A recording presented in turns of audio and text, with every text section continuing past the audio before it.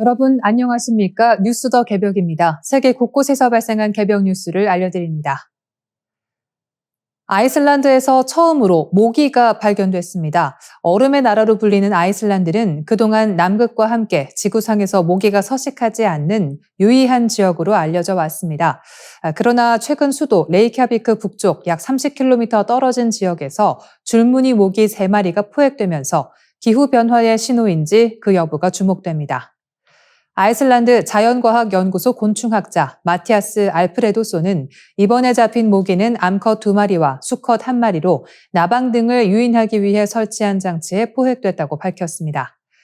해당 장치는 설탕과 와인을 섞은 용액을 묻혀 단맛에 끌리는 곤충을 잡는 방식입니다.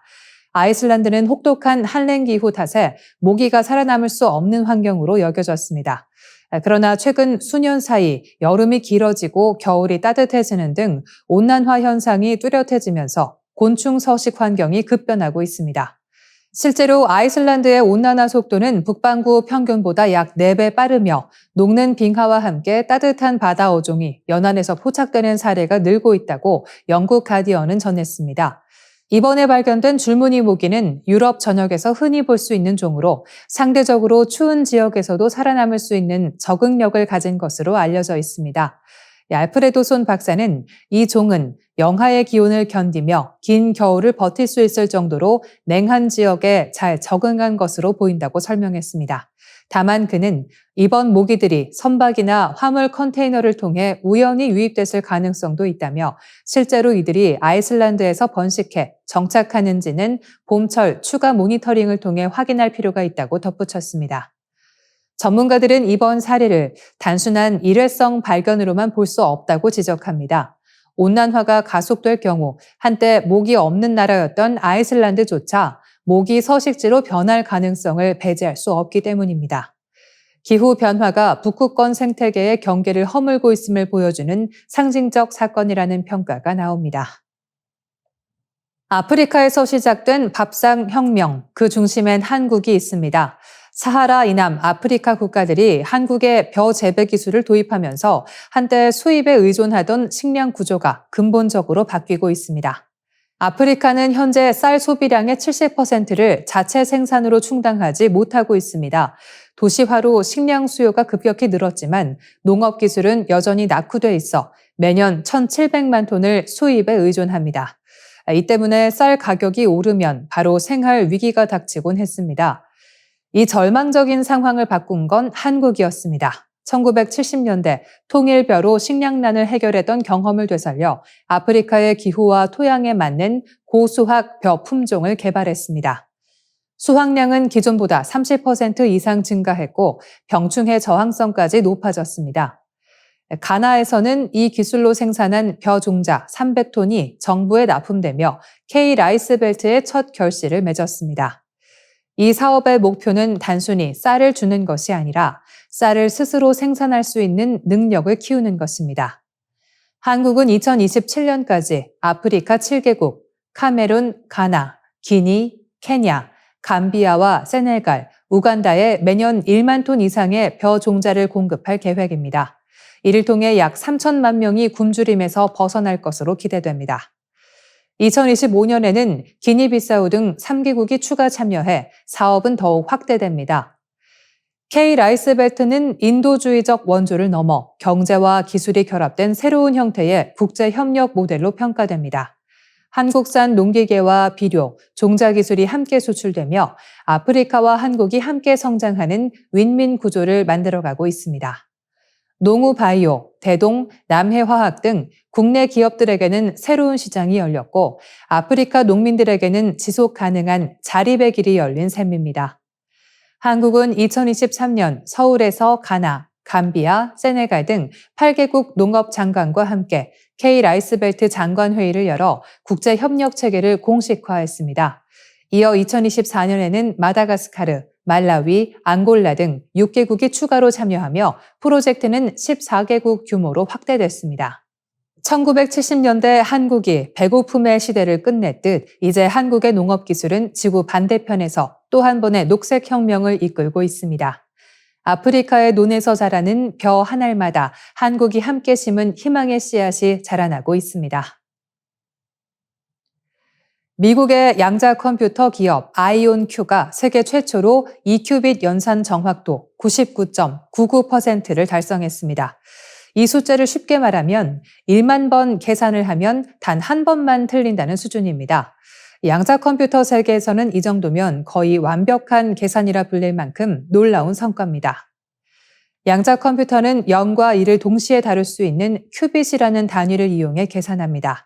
하지만 큐빗은 아주 민감해서 미세한 온도 변화나 전자기 신호에도 쉽게 흔들립니다. 그래서 조금만 오류가 생겨도 전체 계산 결과가 엉망이 됩니다. 이 때문에 과학자들은 오랫동안 얼마나 오류 없이 계산할 수 있느냐에 집중해 왔습니다. 그 기준이 바로 99.99%, 즉 오류율이 0.01% 이하일 때입니다.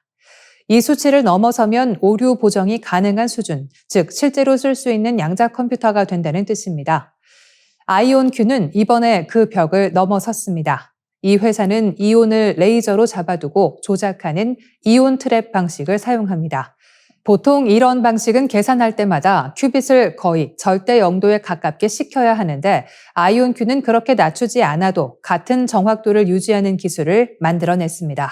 즉, 냉각 없이도 틀리지 않는 양자 연산을 세계 최초로 실현한 것입니다. 그 핵심은 전자식 제어 기술입니다. 아이온큐는 영국의 옥스퍼드 아이오닉스라는 회사를 인수해 큐빗을 전자회로처럼 정밀하게 제어할 수 있는 기술을 발전시켰습니다. 이 기술 덕분에 큐빗이 조금 따뜻한 상태에서도 안정적으로 작동하게 된 것입니다. 실험에서는 메머 쇠렌센 게이트라는 2큐빗 연산 방식을 사용했습니다. 이 방식으로 500회 이상 연속 계산을 해도 큐빗의 상태가 90% 이상 유지되고 오류율은 0.01% 이하로 측정됐습니다. 결과적으로 아이온큐는 냉각 장비 없이도 빠르고 안정적인 양자 계산이 가능한 시스템을 증명했습니다. 아이온큐는 이번 성과는 반도체 공정으로 제작한 칩에서 구현된 세계 최초의 99.99% 정확도라며 2030년까지 수백만 개의 큐빗을 만들어 실질적인 양자 우위를 달성하겠다고 밝혔습니다. 인공지능 산업의 폭발적 성장세 속에 구리가 새로운 석유로 떠오르고 있습니다. 전기차, 데이터 센터, 신재생 에너지 등 첨단 산업 전반에 필수적으로 쓰이는 구리의 수요가 급증하면서 국제시장에서 구리 가격이 고공행진을 이어가고 있습니다. 최근 10월 들어 구리 가격은 1톤당 1만 880달러로 올해 최고치를 기록했습니다. 런던 금속거래소 기준 구리 선물은 1만 703.85달러를 기록해 연초 대비 21.7% 상승했습니다. 전문가들은 내년 중 구리 가격이 1톤당 최대 1만 5천 달러에 이를 것으로 내다봅니다. 이 같은 상승세의 배경에는 공급 부족과 미래 수요의 폭발적 증가가 맞물려 있습니다. 세계 주요 광산의 연이은 사고로 공급이 위축된 가운데 AI 데이터 센터와 전기차, 에너지 전환 산업의 확장이 구리 수요를 밀어올리고 있습니다. 오정석 국제금융센터 전문위원은 공급 측 요인이 주도하는 가운데 탄탄한 수요 전망도 가격 강세를 뒷받침하고 있다고 분석했습니다. 올해 주요 구리 광산에서는 잇따라 생산 차질이 발생했습니다. DR 콩고의 카모아 카쿨라 광산, 칠레 엘 테니엔테 광산, 인도네시아 그라스버그 광산 등에서 잇따라 사고가 나며 글로벌 재고가 급감했습니다. LME 재고량은 지난해 8월 32만 톤에서 올해 6월 9만 톤대까지 줄었다가 10월 현재 13만 톤 수준으로 회복된 상태입니다. 그러나 여전히 과거 평균에 크게 못 미치는 수준입니다. 금리 인하 기대감도 구리 매수세를 자극했습니다. 연준의 완화 기조와 함께 미국 IT 대형주 중심의 매그니피센트 7 주가 급등이 첨단 산업 확장 기대를 키우며 구리를 산업 성장의 연료로 보는 투자자들이 몰리고 있습니다. 트럼프 대통령은 구리의 전략적 가치를 강조하며 무역 확장법 232조에 따라 구리 수입 조사를 지시했습니다. 그는 구리는 군사 장비뿐 아니라 AI 산업의 핵심 하드웨어라며 불공정 무역으로 인한 피해를 바로잡겠다고 밝혔습니다.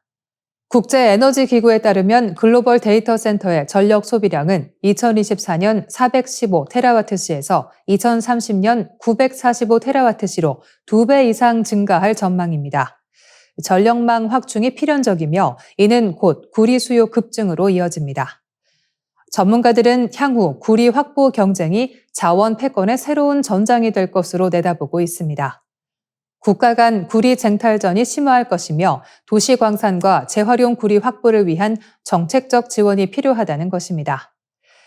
AI 시대의 가속은 곧 구리의 시대를 의미합니다. 산업과 기술의 심장이 구리로 맥동하고 있는 셈입니다. 이상으로 뉴스 더 개벽 마치겠습니다. 시청해주셔서 고맙습니다.